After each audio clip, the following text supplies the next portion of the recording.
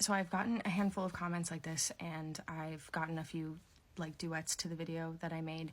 I wanted to do two things with this video. One, apologize, and two, clarify what I was trying to say. So first off, I'm so sorry because the last thing that I'm trying to do is distract from the immediate issue, which is the loss of life in Gaza right now. Not just Gaza though, Yemen, Sudan, Congo.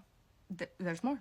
I was making that video particularly because I'm frustrated with people in my life, white people in my life, that whenever I try to have a conversation about Palestine, Sudan, Congo, Yemen, etc., no one wants to talk about it, and their reason, the response is like bizarre and upsetting. And it's always like, I have too much to worry about on my plate. Like I don't care. They basically say I don't care enough to learn because there's a lot on my mind.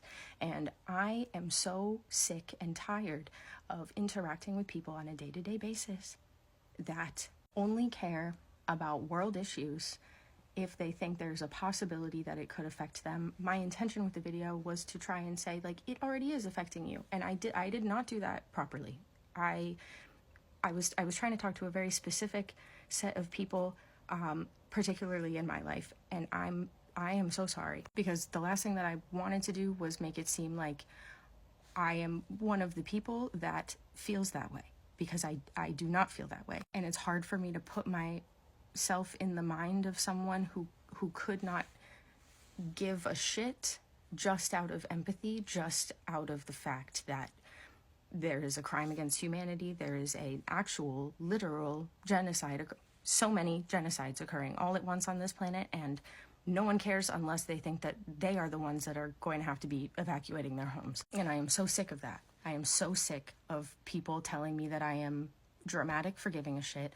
I am so sick of people centering themselves selfishly, thinking that they are the main character of the issue, and I'm so sorry that I added to that, because that was 0% what I was trying to do. Now, one of the things that I should have said in that video, but I didn't, and again, I'm really sorry that I didn't, is that this is already happening in the United States. Minorities are already feeling and have been screaming for people to listen to what is happening to them and what is being done to them. It is already happening right now.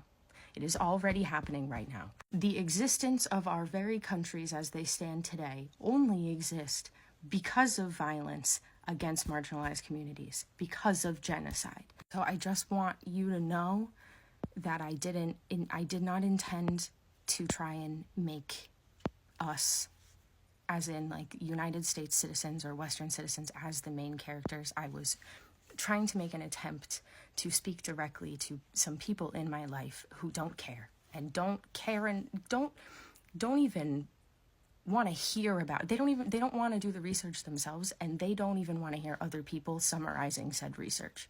Like, they don't care that much. Also, when I said us and them, us, in parts of it I meant like us as like American citizens or like Western citizens, but generally what I mean is us like humanity, and them is the 1%. It is the people committing the crimes against humanity. That is who we're fighting against. That's the common villain in the whole thing. I'm sorry for not being more clear, and I'm sorry for missing the mark, and I will do better to choose my words more carefully.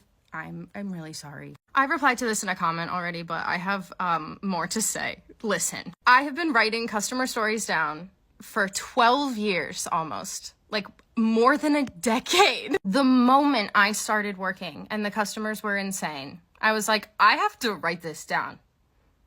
This is insane what just happened. And then I collected so many, I was like, I'm gonna write a book. And then I was like, I'm gonna make a podcast. And then I bought a bunch of podcasting stuff.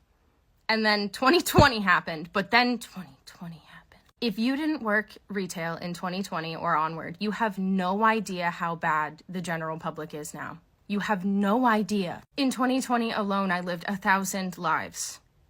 The people were so mean, and they just get worse. I'm here on this app because I needed to get this shit off my chest. I can't hold it in anymore. My family and friends are so sick of hearing the customer stories. Now listen, the skits aren't verbatim. Like, I don't actually talk to the customers rudely.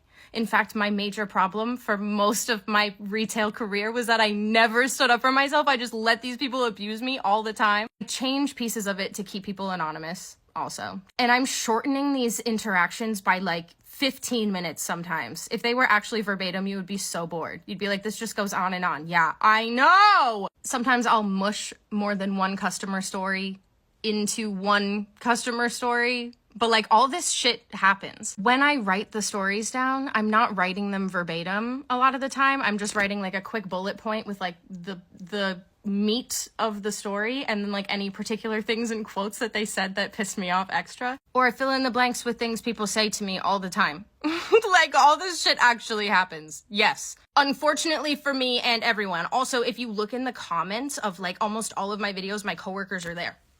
They're like, oh my God, like that lady came back after you quit. She was fucking crazy. But like to this, they are real. They're all like based on true stories. I try to be as specific and like detailed as I can. But also I'm a dramatic ass bitch. I talk in hyperbole a lot. So just keep that in mind too. And also when I'm like acting as the customer, I'm not yelling how they actually yell. How these people actually yell is terrifying. It's like triggering behavior. Also, when you work full time in retail, like your career is in retail, you collect a lot of stories in that 40 plus hours a week. Sometimes I get comments that are like, you're so brave. Like, how do you not let this affect you every day? It did. And if you worked with me, you know, I'm like in the cash office crying every day. Like I can handle the customer interaction face to face. Like I can get through it, but I'm crying afterwards. I'm upset. It doesn't feel good to have to trade emotional space. Like where allowing yourself to be abused every day by these people. That's why I'm here. That is why I'm here to yell. It's the equivalent of like getting in the shower and then thinking of all the arguments that you've ever had and like wishing that you could just like redo them. Like that's what I'm doing here essentially is I'm making myself feel better. Okay? I'm just gonna keep making these TikToks, stories, until I run out of stories. Eventually I will. I'm not collecting any new ones now, but I was up until November. So I had ones before I quit that job and added these to my mix. I still had I have like a couple years left in me at least, so just hang on tight. Eventually I'll run out. If you know, you know. If you don't, you don't. You can think I'm making it up if you want, but like I know it happened and like there are witnesses. People were there. They saw it. And I can't even tell some of the best retail stories that I have. I can't even tell you.